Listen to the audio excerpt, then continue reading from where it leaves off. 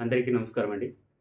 ఈరోజు టాపిక్ ఏమిటంటే, షిరిడి సాయిబాబా దేవుడా లేక సద్గురువా అని చాలామందికి సందేహం ఉంది.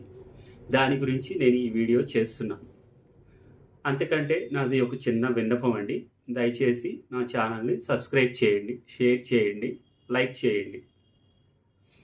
ఇంకా షిరిడి సాయిబాబా దేవుడా అంటే మీరు దేవుడిగా పూజిస్తే ఆయన దేవుడిగానే అనుగ్రహిస్తారు. మీరు సద్గురువుగా భావిస్తే సద్గురువుగా అనుగ్రహిస్తారు. మీరు ఏ రూపంతో పూజిస్తే ఆ రూపంలో బాబా మనల్ని తప్పకుండా అనుగ్రహిస్తారు. దానికి చిన్న ఉదాహరణ నా జీవితంలో జరిగిందే మీకు చెప్తున్నాను. నాకు చాలా బాధ కలిగింది. 2015 ఆ టైంలో అనుకుంటా. నాకు ఎక్కడా సహాయం అందట్లేదు. ఏం చేయాలో అర్థం కాల. నేను చాలా బాధపడ్డాను. ఏంటి బాబా మరి నాకు ఈ సమస్య ఎట్లా తీరాలి అని. నేను ఆయన సన్నిధికి వెళ్ళాను.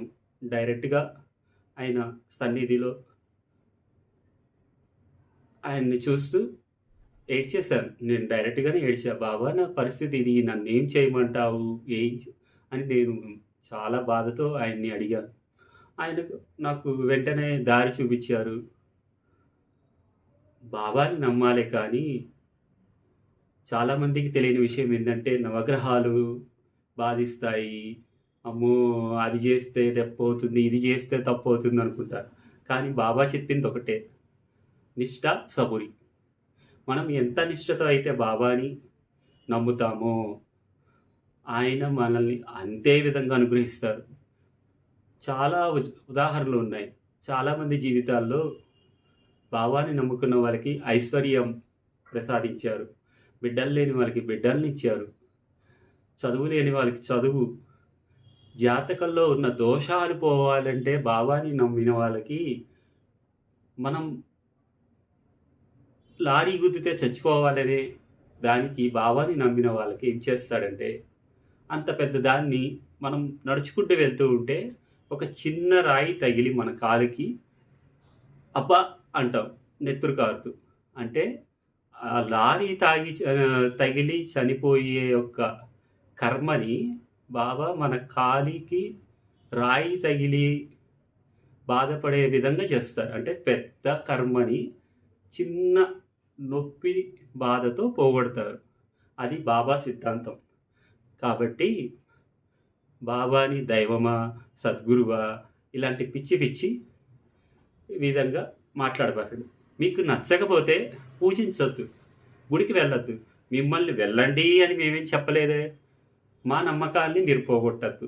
దయచేసి బాబాకి అగైనెస్ట్‌గా ఎవరు ఉన్నా మీరు రాద్ధాంతం చేయబాకండి. మీకు ఇష్టం లేకపోతే వెళ్ళబాకండి. మేమేం కంపల్సరీగా రావాల్సిందే బాబాని నమ్మండి అని మేమేం మిమ్మల్ని ఒత్తిడి చేయట్లా. దయచేసి మా మనోభావాలు దెబ్బతీయొద్దు. బాబా మీద మాకు చాలా నమ్మకం ఉంది. మేము బాబాని నమ్ముతాం. ఇంకొక మాట, బాబా ఎవరని చాలామంది సందేహం ఉంది కదా. ఇప్పుడు బాబా ఎవరనేది ఏ అవతారం నుంచి వచ్చారో నేను చెప్తాను. మనకి మొట్టమొదట ఆది గురువు దత్తాత్రేయ స్వామి. ఆయన త్రిమూర్తుల స్వరూపం. ఆయన నుంచి వచ్చిన 5వ అవతారమే షిరిడి సాయిబాబా. ఇప్పటికైనా అర్థం చేసుకోండి దయచేసి. సాయి భక్తులారా, మన మనోభావాల్ని దెబ్బతీయొద్దని చెప్పండి. గొడవ చేయొద్దు, వాళ్ళని బెదిరించొద్దు. వాళ్ళకి నచ్చలేదా మీరు వాళ్ళని బలవంతం చేయబాకండి, వదిలేసేయండి. అలానే దయచేసి దీన్ని రాద్ధాంతం చేయొద్దు. ఇది నా యొక్క చిన్న విన్నపం. షిరిడి సాయిబాబా, దత్తాత్రేయులు ఇద్దరు ఒకటే స్వరూపం. అక్కలకొండ మహారాజ్ గారు కూడా దత్తాత్రేయుని యొక్క 2వ స్వరూపం. ఓం శ్రీ సాయిరామ్.